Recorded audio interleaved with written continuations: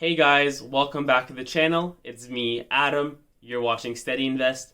In this video, I want to talk about the big US retailers and how I think they're oversold and could be good value right now. I'm talking Costco, Walmart, Home Depot, Amazon. Not the flashiest of names on the market right now, considering all the hype that's going on. These companies, however, provide stable growth, and recently they've been selling off and the value's been getting more attractive. And considering all the stay-at-home orders right now, they're the biggest names in the game, and it isn't even close. So before we take a look, if you haven't already, smash that like button. It helps my videos get out there. As well, if you're new to the channel, welcome aboard. Hit that subscribe button. And if you're in Canada and want to start trading with Wealthsimple or Questrade, use my links below, and we'll both get free money. Now let's get started. Alright, so I want to start off with the 10 biggest retail companies in the world.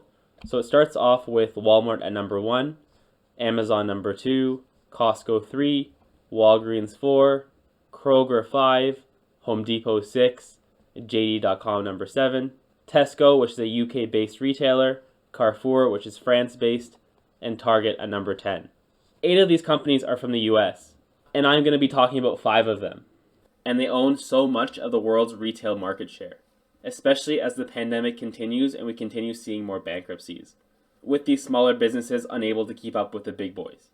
And literally every second article is telling you to buy Amazon. And with good reason. The future is e-commerce, and Amazon is an absolute beast that isn't going to be stopped anytime soon. The first retailer I want to talk about is Home Depot, ticker symbol HD, and it trades on the New York Stock Exchange. Everyone's at home right now, and people are renovating like never before. We saw a huge run-up after the market crash, and we've been trading sideways for the past few months. And looking at the past month, you can see we've been downtrending. From the peak, we're down more than 6%. And if you're a long-term investor, you can look at it from the standpoint that we're down 10% from all-time highs, and we're trading near a 6-month low. Time in the market versus timing the market. Not to mention you're getting a 2.29% dividend on a steadily growing business. And we like that over here at Steady Invest. So this blue line over here is a 200 moving day average, which is 250. We're still well above it, but well below the 20-day moving average. But if we zoom in, we saw the low of 258, but then a lot of buying pressure pushing the price back up. And that may be a sign of support after 1, 2, 3, 4, 5 days, and that would be the 6th day of the stock price going down. And you can see these 2 triangles over here. I started a position earlier this week. Alright, next up we have Costco, ticker symbol COST, and it trades on the NASDAQ. And they have one of my favorite business models by far. Pretty much their margins are razor thin. They make the majority of their profit from selling memberships. As long as they get you walking into the store, you're most likely going to spend more than you thought you were going to. And I actually made a video about it a month ago, where I go into more depth about the company, including financials and price targets. And you can click that below in the description. And they're growing internationally at a rapid pace, and have been open this entire time during the pandemic. This chart's been really steady over the last 6 months. We do see a little bit of a pullback over the last couple of weeks. And this is a company I wanted to add to my portfolio for stability and growth. And I am a big believer of Costco's growth story. And I really like my entry point, which I got near the 50-day moving average. And see how it's sitting right on it? I'm hoping for it to bounce off, and we see further upside. And we can see here that it bounced off twice in the past month. Costco does pay dividend as well, but not as big at 0.74%. It is, however, stable and growing year over year. Not to mention they have a special dividend coming out. Shareholders are going to be getting $10 a share. But the record date that you had to be a shareholder has already passed. Alright, next up we have Walmart, ticker symbol WMT. It also trades on the New York Stock Exchange, and very similar to Costco, we see steady growth over the last 6 months. They do pay more of a dividend than Costco at 1.45%. I do like Costco's growth more because of their international exposure, but Walmart's done very well for itself recently with its e-commerce.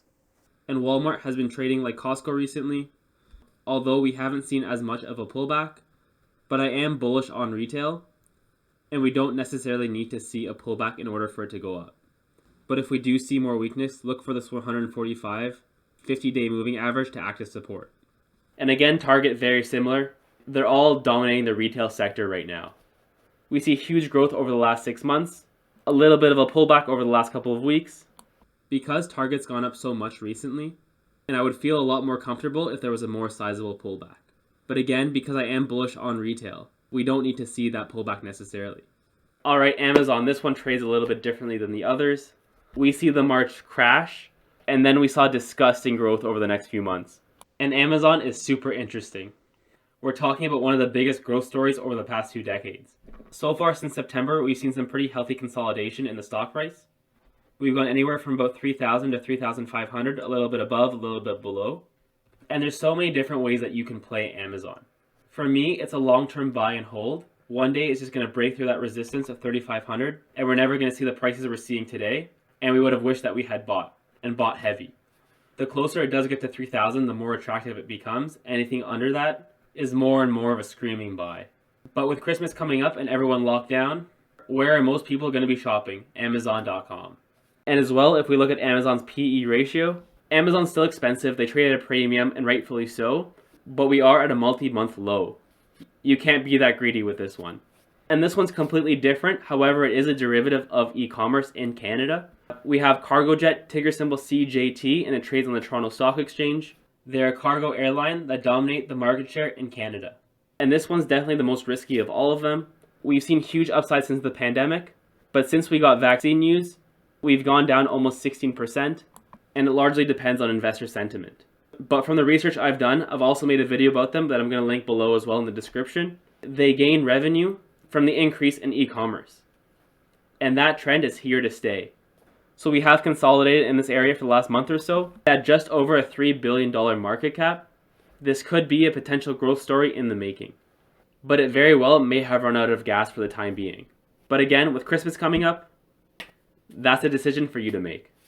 So I do believe some of these big retailers are oversold and could be at good value right now. There could be a lot of short-term upside considering it's almost Christmas, as well as a technical upside on the charts. And if we do see that short-term upside, you could either flip for a profit or hold it long-term, as these are blue chip companies with a lot of growth ahead of them. And that's it for my video. Thank you very much for watching. As always, leave me a comment below. Let me know if you're buying or selling any of these stocks, and I'll see you guys in the next one.